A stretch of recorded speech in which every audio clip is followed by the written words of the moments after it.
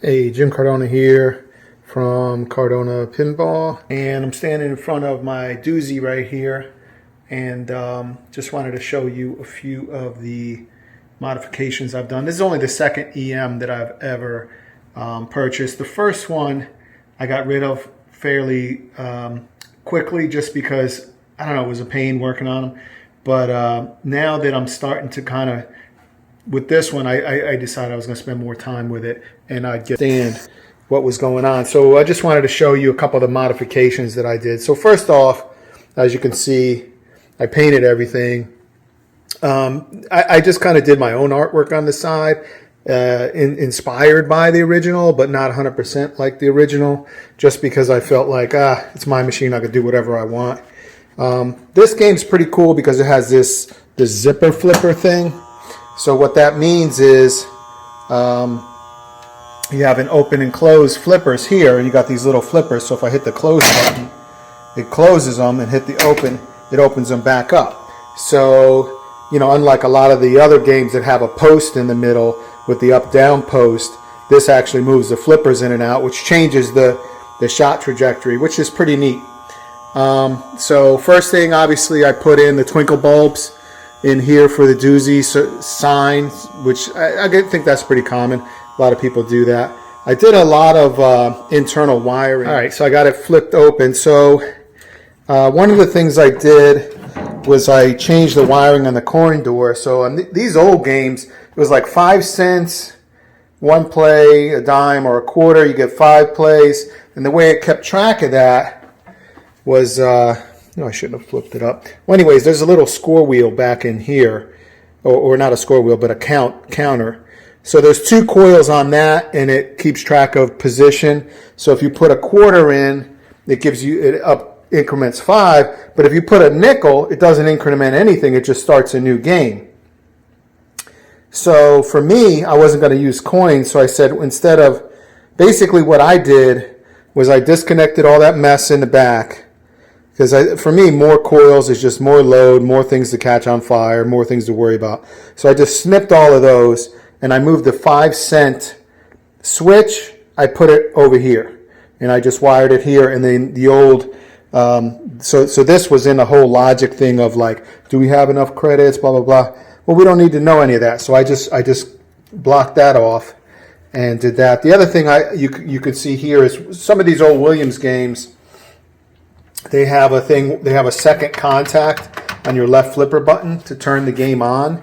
So when you first turn it on, it's not on until you hit the left flipper button, which energizes the lock relay, which I didn't see the need for that. So I just disconnected that, and I jumpered that so as soon as you turn the game on, it's on. The other thing I did was, as you can see, my lock relay is missing. And I probably would have left the lock relay in there, but the thing is it burned up. And I read through the schematic, and I didn't really see a real need for it. The only thing it did was if you power cycled the game, it automatically gave you a game over. So without the lock relay and having everything jumpered, if I turn the game off and turn it back on, it'll be like if I was on ball 4, it'll still be on ball 4. But again, if I want to start a new game, all I need to do is hit this button, and this is going to give us a reset anyway. What else did I do?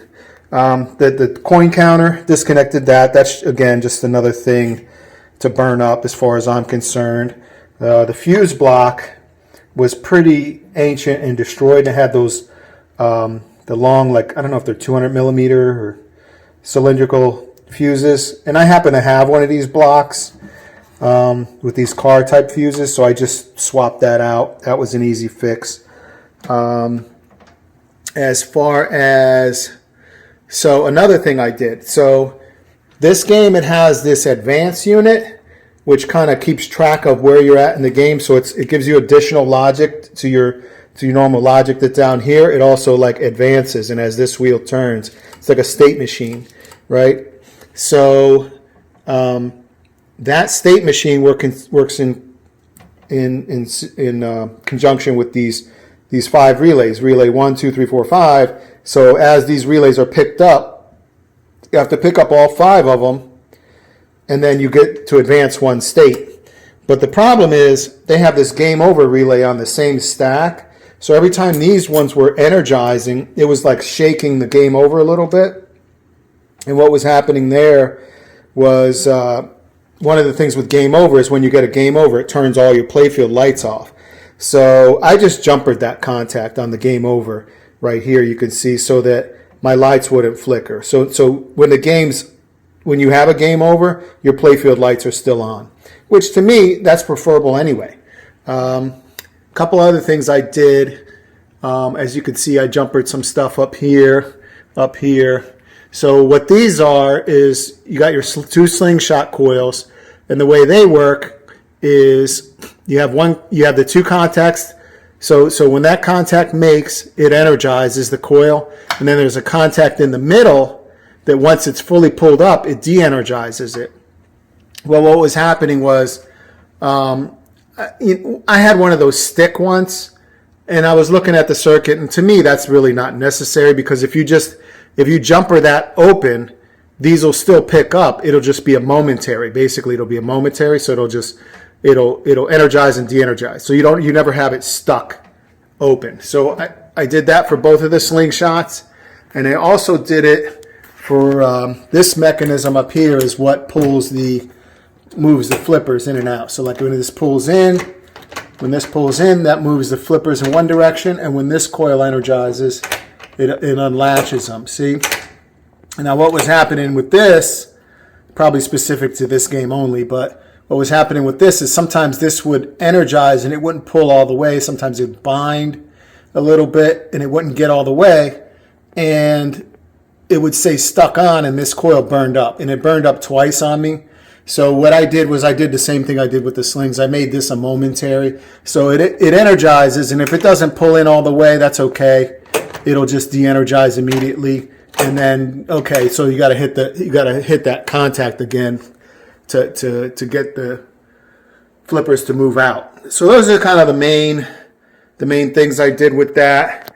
I also changed it on the pop bumpers. Let me flip it back down. So on the pop bumpers, the lights, these old Williams, they had this style of a light bulb holder in the pop bumpers, which is, it works, but you get a lot of flickering because it doesn't have, it only really holds the bulb on this outside edge.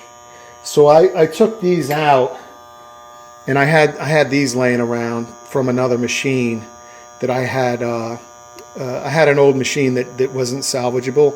So I just took the parts off of it and I had them in a bin. So I said, okay, I'm gonna put these. It takes the same bulbs, but these are a lot more reliable to stay on all the time. So now you can see my pop bumpers are on nice and bright. And I guess that's about it. Oh, the only other thing is I use the colored ball, which is gives it a little more action. All right, so that's my Doozie. I'm gonna play a game.